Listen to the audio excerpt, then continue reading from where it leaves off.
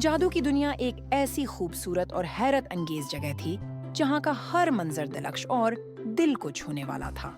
وہاں کے جانور منفرد اور حیران کن تھے، جیسے کہ سنہری پریاں والے پرندے، چمکتے ہوئے سانپ اور باتیں کرتی ہوئی خرگوشیاں۔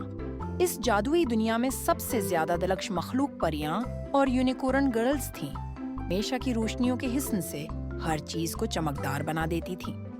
اسی دنیا کی شہزادی نایاب تھی، جو اپنے حسن اور نرمی کی وجہ سے سب کی پسندیدہ تھی۔ مگر نایاب کا دل ہمیشہ باہر کی دنیا ہے کو دیکھنے کی تمنا کرتا رہتا تھا۔ ایک دن اس نے اپنی دنیا سے باہر جانے کا فیصلہ کیا اور جادو کے ذریعے خود کو ایک خوبصورت ہرن میں بدل کر جنگل کی طرف نکل گئی۔ جنگل میں نایاب حیرت زدہ ہو کر چاروں طرف دیکھ رہی تھی کہ اچانک اس کی ملاقات ایک نوجوان لڑکے احمد سے ہوئی، جو شکار کا شوقین تھا۔